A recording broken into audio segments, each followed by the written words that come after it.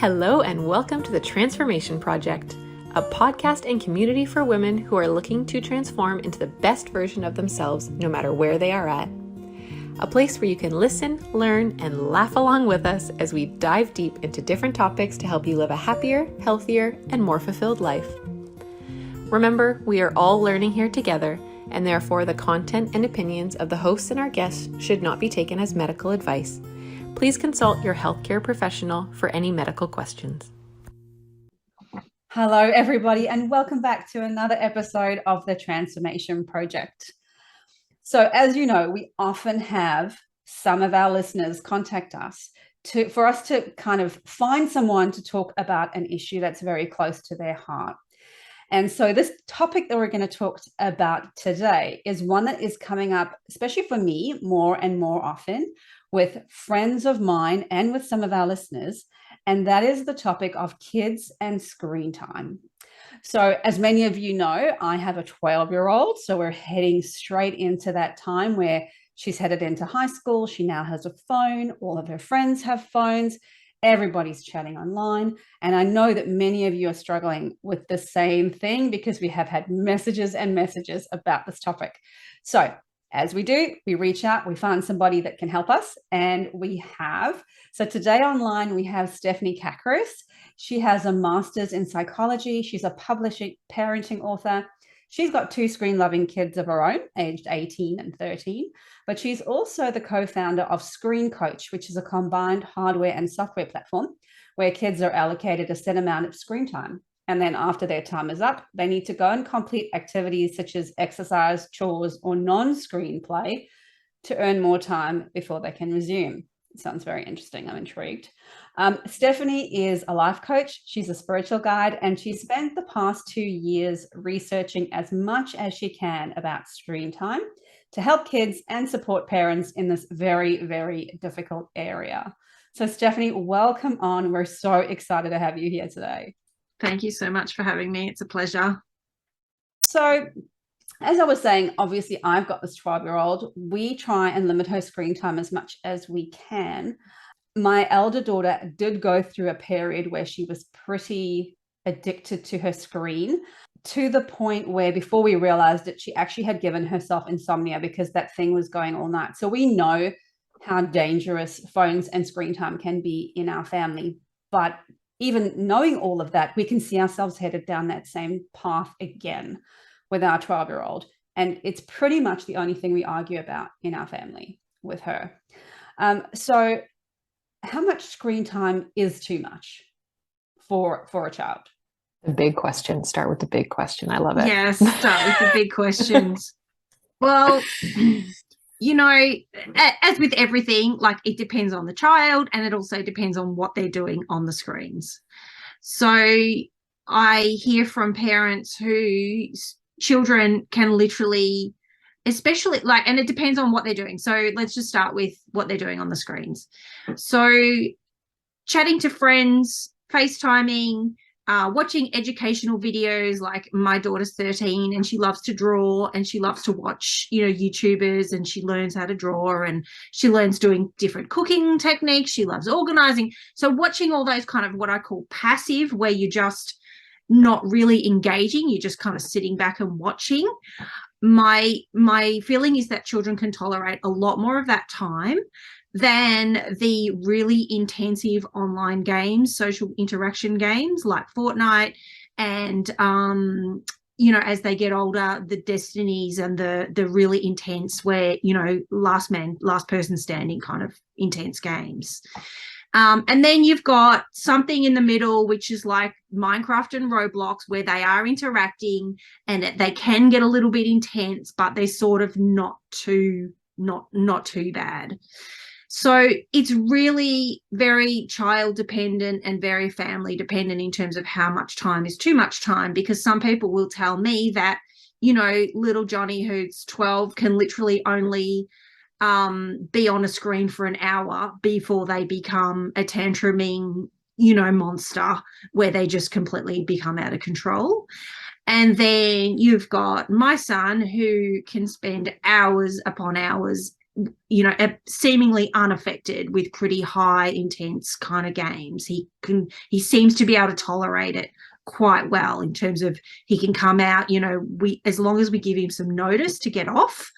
And this is one of the really key things about managing our kids' screen time, is that they need, especially if they're playing online games or if they're talking with their friends or whatever, that they need some notice to get off, that it's really actually unreasonable. And I used to wonder why, I'd go into my son and I would say to him, okay, dinner's ready, in 5 minutes. And he would come in like 15, and it would drive me nuts. But then when I actually had a conversation with him about it, I said to him, I wanted you to come in 5 minutes. He said to me, Mum, I am playing with 6 other people from around the world. Like, if I just leave, I am letting the team down. I am, basically it's not within my integrity to actually just like hop off. And in some games, if you actually hop off and leave, you can actually get penalized, and you can actually get blocked from playing that game in the future. So once I sort of understood that, then now, he's 18 now, so he's an adult, but, even when he was 13 or 14, I used to make sure I gave him like a 20-minute warning, and then I'd get really mad if he didn't get off, if he started a new round in that time or whatever. Because, I'm like, well, actually, I want my son to have integrity with playing in a group. It'd be no different than walking off a basketball court in the, a 3/4 time, where you can't just walk off. So I don't give set amounts of how much screen time is too much. The World Health Organization and the American Children's Medical Association and the Canadian Pediatric Association, etc., their screen time guidelines are basically 0 screen time for preschoolers, 1 hour for primary school children up to the age of 11, and 2 hours for teenagers, basically. Well, the vast majority of people that's near impossible. Yeah, pretty much the vast majority of people that I associate with and speak to, say that that's just absolutely ridiculous. I mean, the kids are often on their screens at school for 3 or 4 hours during the day as a minimum, let alone the recreational time. Since COVID, they all have computers, and a lot of their work is done on computer now instead of books, it seems like. So they would completely annihilate that before first break, I would feel. Yeah, absolutely. And a lot of people have said to me, since COVID, a lot of kids who didn't have a school laptop were given one. Yeah.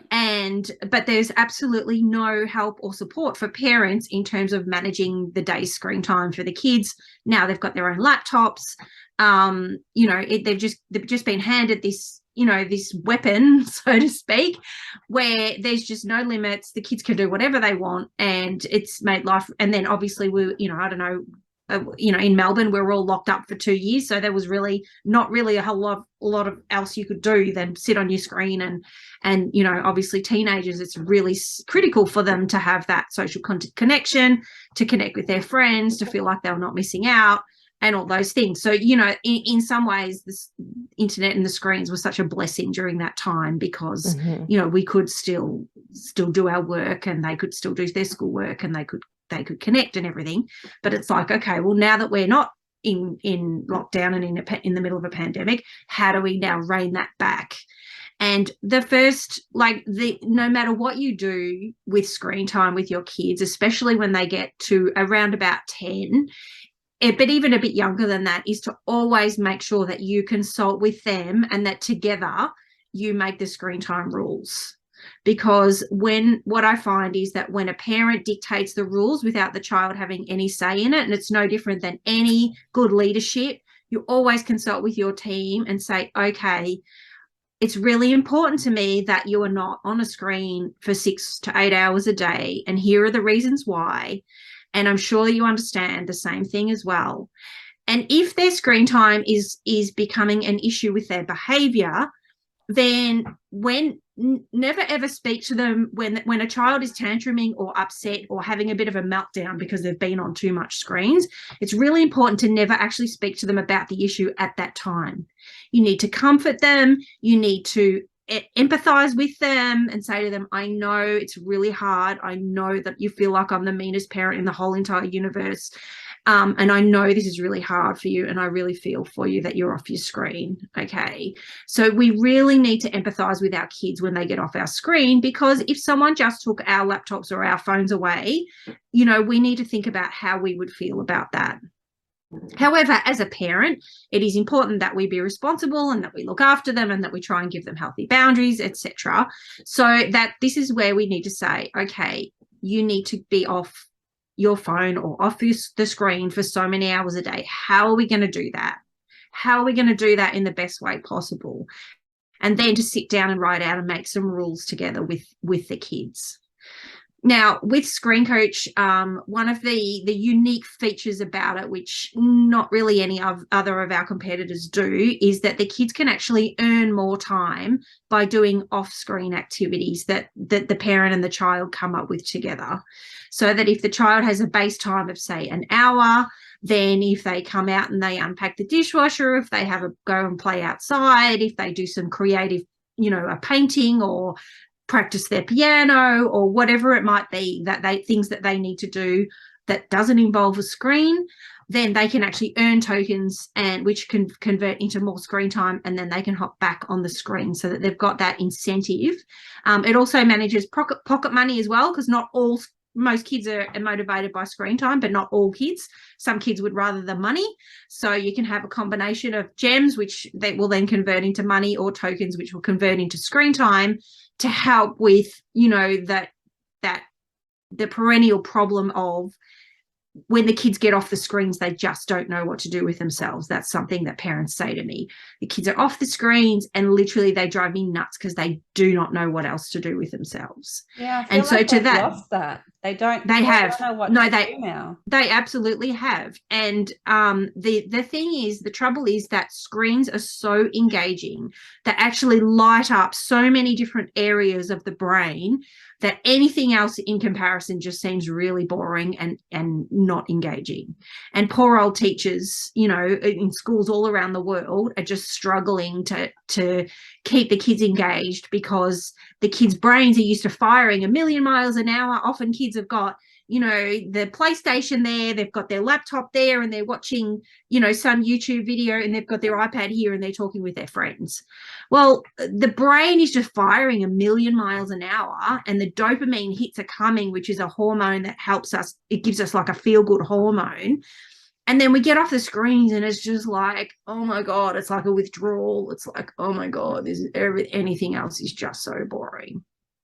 Yeah. So it's really important to have pre-scheduled activities, or at least a list of other things that the kids can do when they get off their screens, so that they can go to the fridge or go to wherever and say, all right, well, there's your list of things that you can do when you're not on screens. And yes, they are going to seem boring in comparison. Like, you really need to empathize with the kids, because withdrawal is a thing. Like, even for kids who are not addicted, kids who are just love their screens, withdrawal is a thing, and we really need to be kind and caring and considerate, and we need to help them to find other things to do. We actually had a really long conversation around this, my daughter and I, the other day, because we've noticed she wasn't on her screen much until the whole COVID thing happened, and everybody is kind of socializing on the screen, and everything is happening on the screen, and they're teaching on the screen.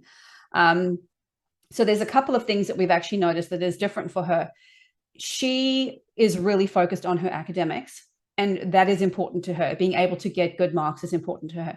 She's realized that she's struggling to concentrate on longer lectures where she kind of like somewhere will just tap out in the middle. She never used to do that.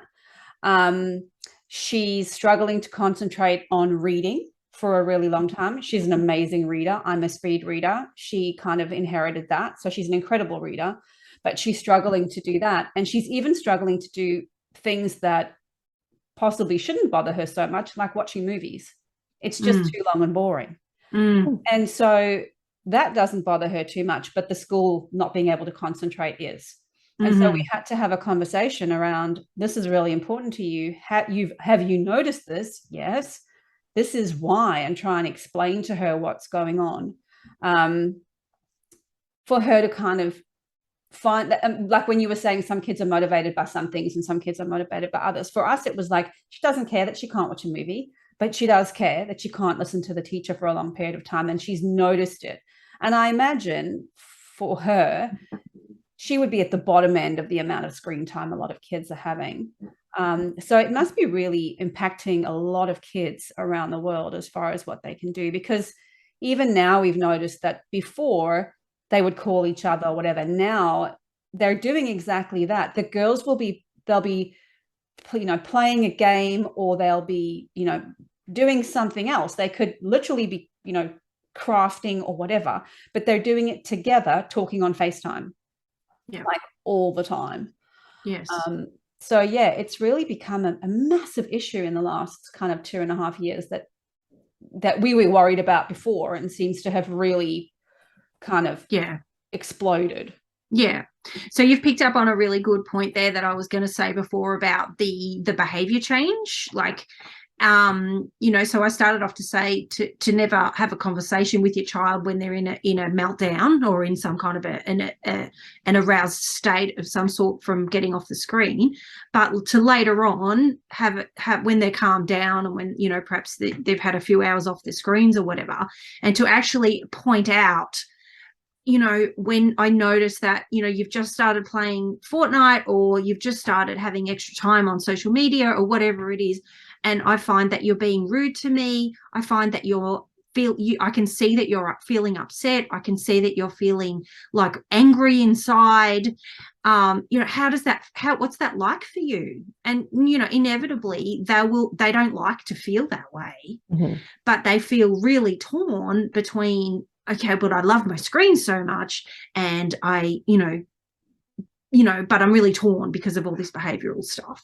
So you've really got to help them to put the two and two together, and then have a conversation with them and say, look, it's just, try and help them to see it's just not worth that extra time on the screens for them to then be feeling so awful. And, we've been really lucky, like with my son, he loves his sleep. Like, he really needs to get a good 8 hours sleep a night. And he knows that, because we've pointed out to him since he was quite young, that if he games late into the night, that he just feels so awful the next day. And so I can say to him, I can see that you're just feeling awful. He says he feels awful. He looks lethargic. Like, actually point out what you're observing rather than assuming what they're feeling or thinking, and say, for me personally, it's not worth for me to stay up late on Facebook because I need my sleep too much, and I just would rather, have my sleep and then feel good the next day. And thankfully, he says, yeah, Mum, I don't feel good and I don't like doing this. Sometimes I need to because of whatever, thing that they've organised. But in general, I want to try and go to bed before midnight or whatever. I feel the same. I'm like, 1 glass of wine, I'm doing okay. 2 glasses of wine, my Sunday's a mess. It's the same thing. Yeah, exactly. It's just that boundary. My husband was kind of the same, because he was a big gamer. And I'd come home from work and it would be after midnight and he'd be still playing games. And I was like, how? And then same thing, he'd be miserable the next day. He played elite baseball, and it's like, then had to get up at 5 a.m. and go to practices and stuff, and was just couldn't function. But he just, I don't want to say he couldn't get off, but all his friends were on, and they were all in different time zones. Like you said before, like they're all around the world. And you feel that, like, I can't get off. I'm playing with so-and-so. We've been waiting, all week to play or whatever, like that. But so, I mean, besides like that friend connection, why would you say it is so hard for them to get off? Like, to know that, like, I don't know if it's the instant gratification, like I'm having fun right now, or do I want to be like well rested for tomorrow? Like, what? I don't know. Well, it's actually so the way the games are designed, these games are designed, they have psychologists that actually inform the game designers for maximum engagement and for maximum, to keep the person, as engaged as possible and to make it as hard as possible to get off. And so they are just challenging enough that you want to keep going. You want to just get to the next milestone. You want to just get to the next, hurdle to win the next battle, to be the last person standing. And they're actually artificially engineered so that they're just that little bit too much, like just to that next level. So they're not too difficult, because then you just give up and you just go, oh, that's just too hard. I hate it. I'm leaving it. And then also, you've got the funness of, of working with a group and the teamwork. And, I can hear my son where he's saying, oh, you go around there and I'll go around here. And, it taps into our social, hardwiring. We're socially hardwired to work together as a team and to have battles and to win things. And it taps into all of that. And when, our culture is now very vanilla in terms of the way our whole society is set up. Kids are not allowed to walk to school by themselves. They're not allowed to go on their bikes and roam the streets after school, because it's unacceptable for kids to be independent and for kids to be to take risks and climb trees, because everyone's like, oh, we need to keep the kids safe. We need to keep kids safe. And unfortunately, the kids don't have these outlets of taking risks, etc., unless they're on a screen. And so we've just replaced one risk with another. And the research is showing that this risk of, putting kids in front of screens for hours and hours and hours a day, is potentially actually more difficult, because we're seeing, a lot of research into the association of mental health with a lot of screen time. Of kids with social anxiety, because they're just not, doing enough face-to-face interaction with other kids. School they're feeling more and more out of touch with the curriculum, and with school just seems so boring for them. And so, there's sort of a wider, even parents, and we just, before we hopped on, we talked about, parents and ourselves. We're on our screens so long, so it's very difficult to be a role model and limit our own screen time when we're so dependent on them for our own social interaction, for our work. Even people who work in an office come home and they're expected to open their computer when they get home and send emails after hours. It just goes on and on and on. So they've infiltrated part of our lives so much, and we really need to, there are things on a societal level that I think that we need to scale back. But one of the things that I actually interviewed some psychologists who work with teens in the making of ScreenCoach, and one of them has a 16-year-old who games a lot, and we decided that it would be really cool for the government to announce an embargo on the internet between 6:30 and 8 o'clock every night for every family across the country. And so parents, children, everyone have to stop what they're doing. They have to actually come together, eat a meal, prepare a meal together. And then you wouldn't have the whole, oh, but all my friends are online, and everyone, it would just be a whole thing. And with ScreenCoach down the track, we would love to create communities. And so if we could create like whole school communities or something where all the parents got together and said, okay, so between 5:30 and 7, or whatever it is, 7 and 8:30, the kids have no access to their screens, then all the kids know that they're all off, they're not missing out, and they can do their piano practice, they can do their homework, they can go outside and play or do their sporting exercise, whatever it is. And we just won't, it'll just be a no-brainer in terms of issues. And that's the other thing in terms of creating some screen time boundaries. Like, I think once you've had that conversation with your child, it's really then critical to create some boundaries and stick to them, so that there's just no negotiation, so that there is a time between 6 and 7:30 at night where none of the family are on screens, and there's just no negotiation. Or it might be a Sunday morning between 9:30 and midday where all the family, none of them are on screens. So you might read a book, you could obviously play a board game together, or go for a walk as a family. But once you've set the boundaries, it's really important to stick to them. And at the beginning, the kids will nag and they'll say, oh no, but mum, but dad. But then once they know that you're going to stick to your whatever rules that you've made, they'll stop hassling you, and hopefully they'll be more accepting. Yeah, we've definitely noticed that in our family. If we give in a little bit on anything, Yes. then there's that expectation to keep pushing it.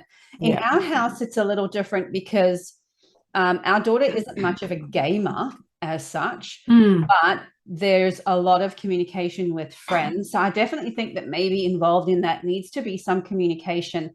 Hopefully, if your kids' friends' parents are open to it, as to like, what about if we can all make a general rule for our kids after whatever might be useful? Because it's really hard because that's what she's like, Mom, you're taking me away from my friends because they're still on. Yes. You're the mean parents. All my friends are still on and they're talking now and they're having fun and I have to leave. So that's definitely a thing. But I mean, as far as like, not even just gaming, but on everything, like, now we have TikTok and like the Instagram reels, and Facebook have kind of followed with the reels thing as well, where it's all of these sort of 15 or 30-second videos that just lure you into one video after another video after another video in those short little bursts. And I think that too just becomes like the gaming, the amount of money that's been invested in keeping you there, looking at that next bloody, cat video, or, dog chewing peanut butter, or duck with a flower on its head, or whatever it is, can just keep you in that scroll hole forever. I mean, so hard for us as adults. It's impossible for children. Like, I almost feel like it's almost unreasonable for us as adults to expect our children to be able to control that. 100%. We have to step in because they 100%. Like, there's millions of very well-paid adults that are like sitting behind that, and their whole job is to make sure your kid or you ultimately stay there. Yes, that's exactly right. And and all of the social media things that have their algorithms so that they follow your interest and that they keep showing you something that you'll be interested in, or something that they know that other people who watched this one were interested in, and then they were interested in that one. And they're absolutely 100% designed to keep you watching the screen for as long as possible. And so that's why it's really critical to help our kids and to support them and to empathize with them, because I see too many parents saying, oh, well, I'm the parent, bad luck, and they just have no sort of sympathy for, how difficult it is to get off, or they might, kick them out of the house once they're 16 or 17 because the kid refuses to give up the phone at night, or the kid goes out and buys another phone or whatever. Like, it's really, really important that we work with our kids and we continue to have conversations with them, because once they're 12 and then they're 13 and then they're 14, different things come up, different stages come up. And so we really need to continue to have these conversations with them. And, we created ScreenCoach because we wanted it to be child driven. We want the kids to be involved in, earning the tokens and earning the gems and earning the points to earn more screen time or earn pocket money, so that they can feel like they've got a little bit of control over their screens and what they're doing. But then on the other hand, exactly what you point out, Yvette, is we need to help them, because these huge corporations are doing everything that they can to keep our eyes glued to the screen for as long as possible, because that's where their money's being made. Yeah. And I think take a bit of responsibility for that too. Like, we definitely realize in our house, like I work online. I earn my money working online. Like, that's what I do. And although my husband doesn't, he's doing investing and he's doing, all sorts of other stuff. So he comes home and he's doing that. And so we would get into that conversation where we'd say to our daughter, okay, you need to get off your screen now. It's not good for you, but we're still on ours. And I have to be honest, if like, that was a really hard conversation that we had to have as a family, looking at ourselves. Because I'm like, actually, if you take my phone away from me right now, I feel kind of cranky. Like, even if I'm sitting 100%. Watching TV with the family, we've had to make a really hard choice that my phone is not allowed to be next to me because I work online.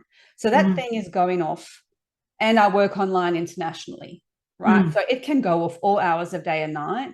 So it's really become, I think, for parents, where where you have to walk the talk. You can't just say to your kid, "Get off the screen time," and then you keep looking at your screen, right? Yeah. And that's hard. And I think if Yeah. it's hard for me to go like, I know stuff could be going on that I'm missing, or that people could be asking me questions I'm not answering, how hard must it be for a 12-year-old or 13-year-old or 14-year-old who often feel like, I guess at that age, almost that their friends are more important than their family kind of thing. Oh, 100%. Yeah. With teenagers, the social connection is their 100%, like their primary value is social connection as a teenager. And, you know, to simply, for teens to simply take their phones off them, it's actually quite damaging. It can be extremely anxiety provoking. And yet, on the other hand, you know, the prevalence of screens is actually being shown to cause anxiety. So it's a really, really difficult balance. And it's one that it's really important for the teens to have some kind of other scheduled non-screen activities, you know, outside of the home. So just, you know, to continue to find something that the teen can be engaged in, whether it be, you know, scouts or rovers or girl guides or drama classes or, you know, obviously sport.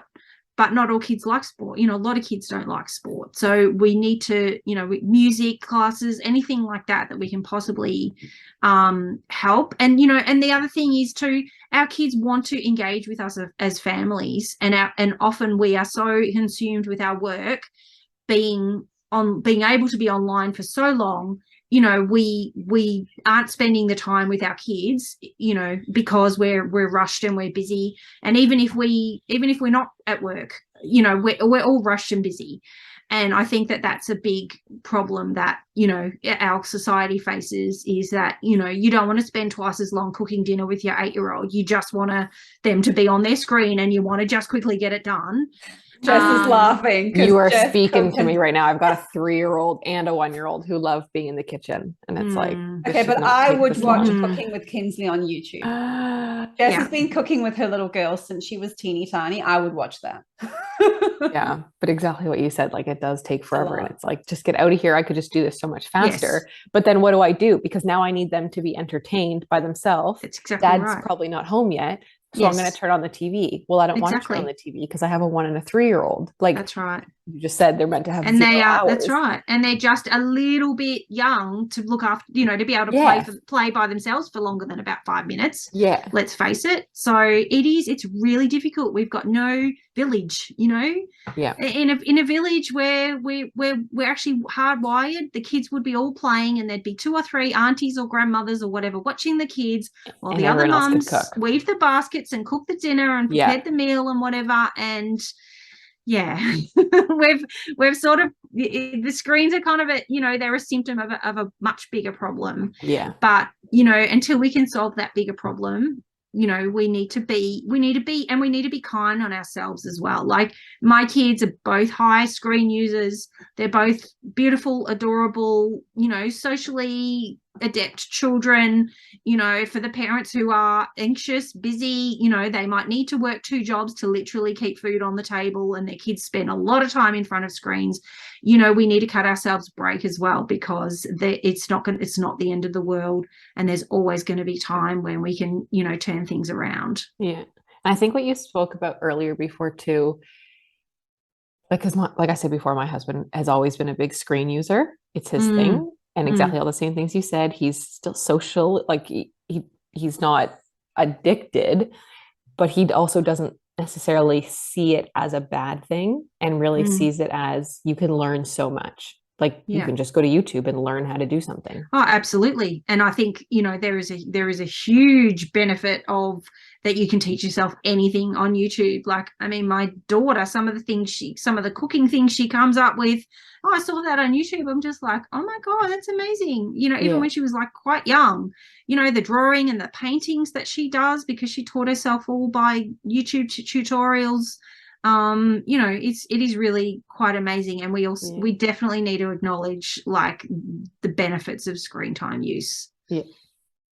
You spoke about before, I guess, setting those the balance between screen time and other things, and setting the boundaries and stuff. So what are some of the strategies you use or you recommend to people to implement that with your children or other people's children? Kind of like next steps, like, okay, what, yes, we watch too much TV. I as a parent want to maybe decrease this or talk with my kids about this a bit more. Yes. What kind of are your next step strategies for people? So I would start off with like a roundtable meeting with my kids and say, listen, I've been really busy. You guys have been enjoying your screen time, but everything has just spiraled a little bit out of control and we need to rein it back.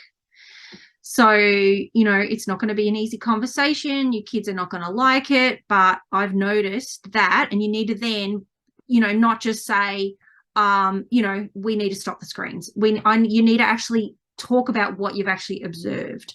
Okay, you kids, you used to like, kicking the footy outside, or you used to like cooking with me, or your moods have become, I feel like that you've got more attitude towards me, or whatever it is that you can actually observe, and, even write a few things down and say, and I'm concerned about these things, and how about we come up with some rules together so that we can just rein in that screen time a little bit. And you might even negotiate to do it incrementally. So you might say, okay, well, let's just start off with 1 hour of screen-free time in the evening, and then maybe in 2 or 3 weeks we can increase that a little bit to 1.5 hours or whatever. The other option is to do a complete screen detox if you're up for it. And there's a blog on my website, which is the myscreencoach.com website, which is about implementing a full screen detox for maybe 2 or 3 weeks. And that is not for the faint-hearted. That's what I was thinking. It is about, and there, my heart stopped a little bit. Yeah, and it's probably more for slightly younger kids, for probably up to the age of 10. I don't know that it would work with teens. I think they would probably run away. A bit rebellious. But for younger kids, if you wanted to do a 30-day screen detox, I've written a whole lot of guidelines around how to do that, especially for the first 2 or 3 days. You need to absolutely have them jam-packed with activities. Yeah. You need to go to the zoo. You need to go and do, rock climbing or whatever it is. And then, and then just introduce slowly a little bit more time at home. You need to brainstorm a list of non-screen activities that they can do at home that they used to like, or that they would be engaged, that they could get engaged into. You need to be prepared for the complaining and the pleading and the whining for the first few days. But honestly, the people who have done it, I've only ever done it once with my son. Like literally after about 3 days, he said, I remember him, he was about 8 at the time. I remember him saying, Mum and Dad, I can actually feel my brain like unwinding and just like calming all the way down. Yeah, wow. And it was about the first 3 days are generally the most difficult.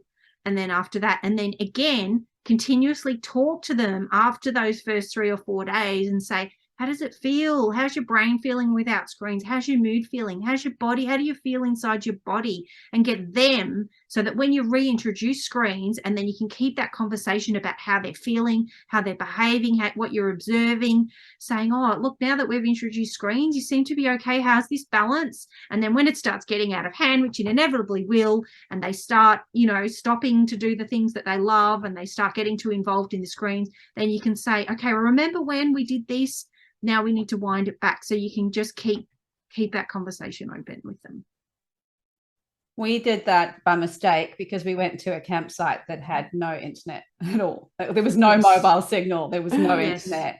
Yes. It was amazing. Yeah, it was great. I think like once a year, a family should take a holiday, like somewhere where there's just no screens. I completely agree. And something that, when ScreenCoach starts making some really good money is that I want to create camps for teens especially, where they can connect and they can, do a whole lot of personal development and mindfulness kind of activities where there's no screen, like no one has a screen, and they all just got to learn to get along and to do outdoor activities and to also, figure out why they are so addicted to their screens and how to, how to unwind from all that. Yeah. So that's something we all went to bed really early. Like everybody started getting tired by like 7:30.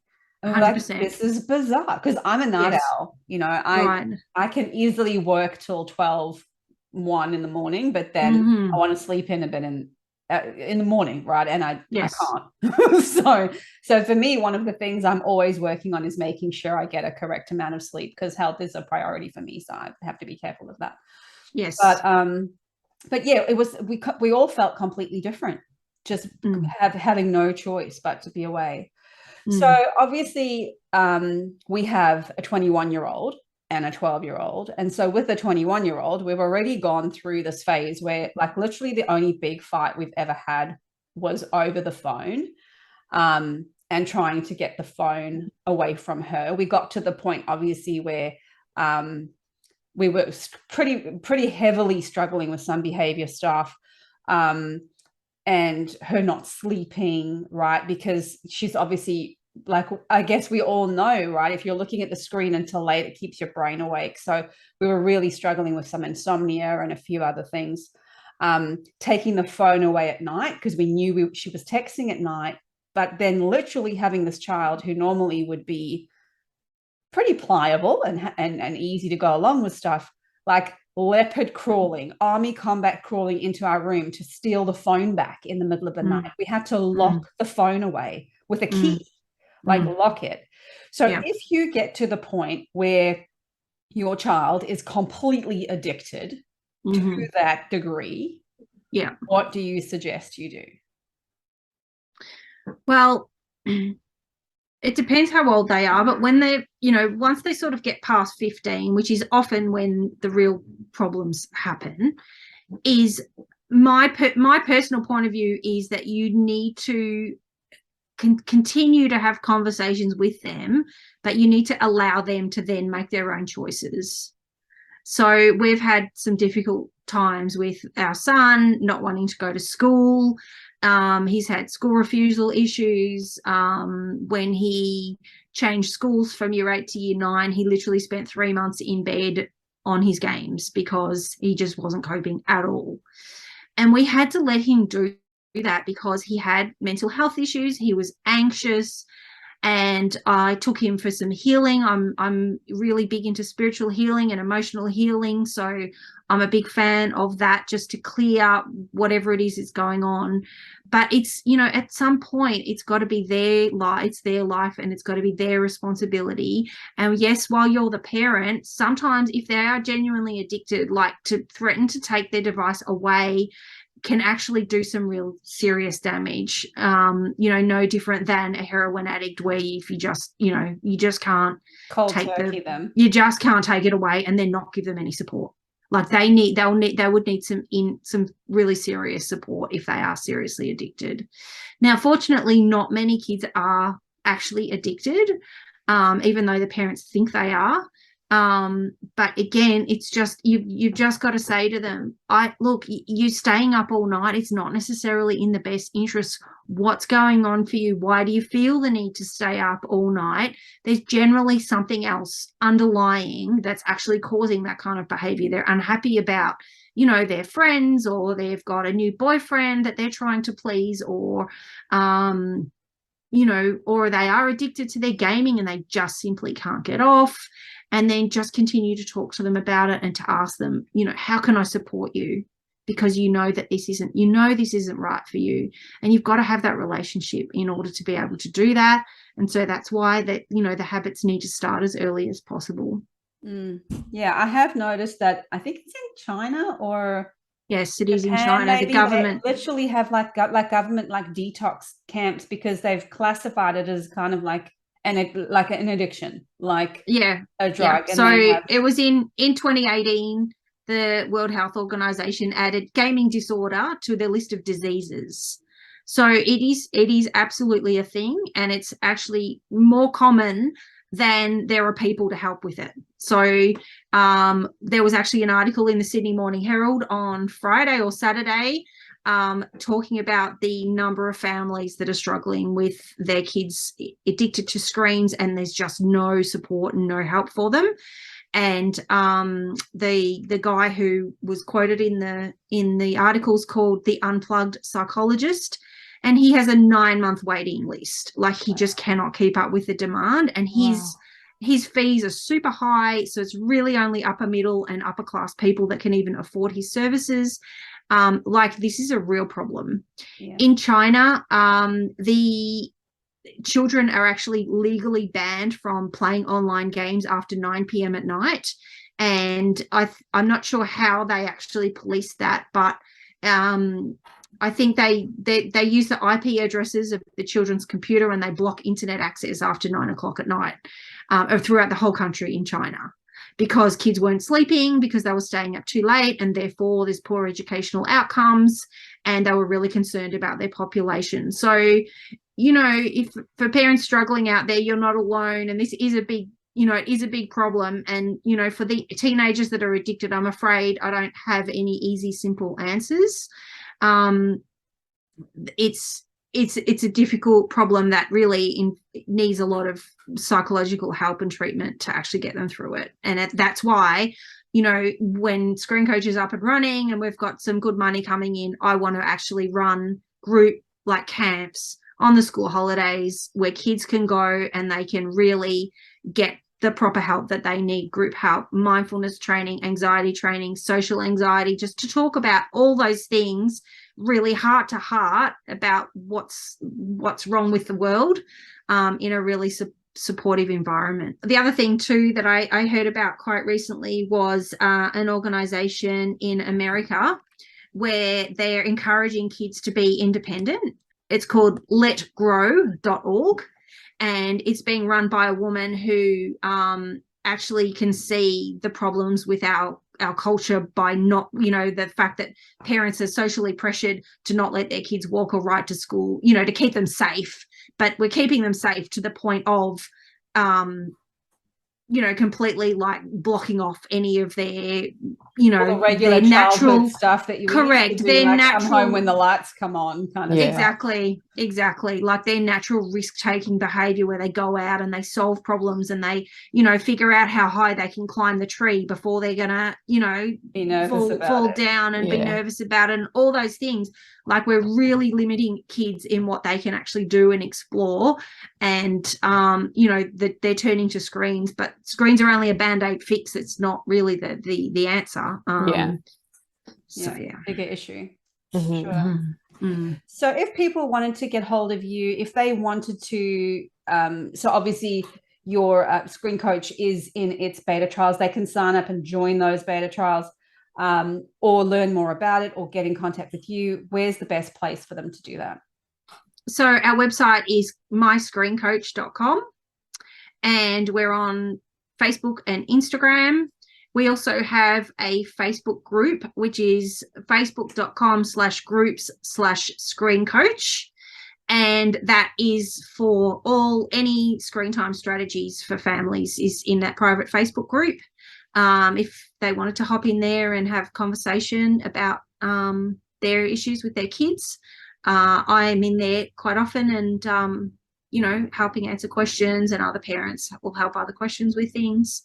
And we're looking to launch ScreenCoach in Australia at the end of October, and we are hoping to, you know, go global sort of towards the end of 2023 into 2024, go to the US and Canada next, and then hopefully conquer Europe after that. So we're really excited about it. What was interesting when I had a look at that was that one of the issues that we have, obviously I'm sure a lot of parents will be the same, is that you take away the phone and they get on the iPad, and you take away the iPad and they get on the laptop, and you take away the laptop and they get on the Xbox. And it's like this round and round wheel of electronics. Yes, we call it the device merry-go-round. The device merry-go-round. And so your app actually handles all of that, including the TV, right? You can. Correct. So we've got a piece of hardware that plugs into the TV that will manage anything connected, like the TV itself and anything connected to the TV. So streaming services, gaming consoles, the Xbox, the PlayStation, and everything. And if you've given your kids 3 hours, what we call base time, which is basically the time they're allowed to use their devices, then they can, you know, they can choose. They can either use the whole 3 hours on their iPad, or they can use the whole 3 hours on the gaming console. once their time is up, they're kicked off the TV, or the TV comes up and says you can't use this anymore. They're also given a countdown timing warning, so that we avoid that issue of, them just being kicked off without them being ready. And they can't steal each other's time. Correct. Right? Yes. And then they have to log themselves. They will log them out. And then if another child comes along, they will log themselves in with their own PIN, and they'll have their own time allocation. So at this, for the launch in October for Australia, we can't block mobile devices yet. What we can do is we can tell the kids that their time's up, and we notify the parents that their time's up. But hopefully by January next year, we will have the integrations done so that we can block the mobile devices. But on a PC, on a laptop, and on the TV, they're blocked. They can't actually, once their time's up, they can't actually use it. And then they need to go and find things to do to earn them tokens or gems, and then they can have more time and get back on. Go and do more bits and pieces. That's amazing. Yeah. Thank you so much for coming on. Mm-hmm. You're very welcome. It's been a pleasure. I feel like Jess is going to, I keep laughing because Jess keeps talking about Ben and this and that. And please understand that Jess has been with Ben since they were 14, right? Yeah. Okay. So so she's grown up. I went through my teenage years with him. He's like my other child. Everyone's He's my thinking, first child. Jess's husband needs that app. No, they've been together since they were really young. Yeah. No, don't get me. This is good for my 3-year-old. Like, I feel like there's lots of things I could be doing now and putting into good practices, like you said, and talking about these things and bringing them up now. Because exactly so many things that you've said, like, has been us. Things like we have to set the boundaries with Kinsley before we turn the TV on. Okay, we're going to watch one episode of Paw Patrol, and then we're going to turn the TV off, and this is what we're going to do. Something else. Yeah. Because otherwise, if you're just like, hey, turn it off now, it's like World War III, and I'm like, oh my God, you're 3. I can't handle when you're going to be 13. Like, yeah, exactly. And if they get used to those boundaries when they're younger, like, they just become second nature. And so when they're 8 and they're starting to play Minecraft with their friends online, you can say, okay, well, you can play for 1 hour. Like, they know that's the rule, and that they've already used to that. So, and if they tell their friends as well, look, I'm on, but I can only play for 1 hour. And even my 18-year-old son now, like, he has a group from around the world, and they play on a Friday and Saturday night every week. And he said to them, like, that he has to finish up at midnight because he had to work the next day. And so he was able to tell them at the start, okay, we're starting at 9. I need to finish at midnight. And so then they can all make decisions around that. Rather than, if they don't know, he's too scared at midnight to say, oh, I need to stop now, because they're all in the middle of their thing. So, yeah. Crazy world we live in these days. Very different issues from what our parents used to have to worry about. We're wondering where I was on my bicycle at 6 o'clock. Yes, but, every parent complains about the problems of the next generation that they didn't have, and that's been a perpetual thing. Kids these days, blah blah blah. So it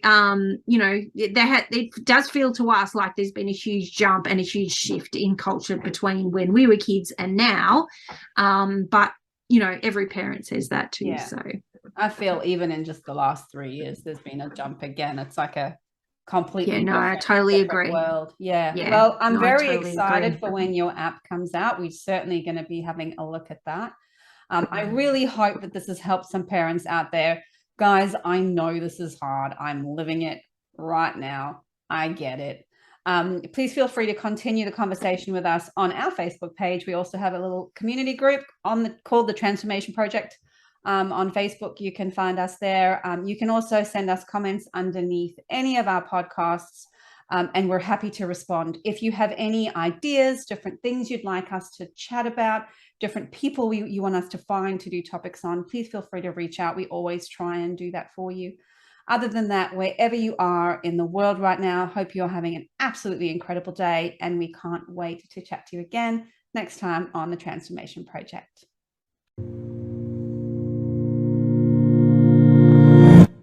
Thank you for listening in to this episode of the Transformation Project. The Transformation Project is not just a podcast, we're also a community. We're a collective of like-minded people all around the world seeking to live their best life and raise each other up. We're looking to support you, set goals, get healthier, connect with yourself and others at a deeper level, and better understand yourself and the world around you. We're always looking to link arms with like-minded people, wanting to create more out of life. You can connect with us via our website, which is www.thetransformationproject.net.au. Email us at support@thetransformationproject.net.au, or simply listen in to one of our podcast episodes, which can be found on all podcast platforms, including Apple Podcasts, Spotify. You can even watch some of our episodes on our YouTube channel, simply called The Transformation Project. Please like and subscribe to make sure you hear all the incredible shows and guests we have lined up. If you have any feedback or any comment, we would love to hear those, as well as any ideas or guests that you think we should be interviewing in future. Thank you for joining us on this episode of The Transformation Project.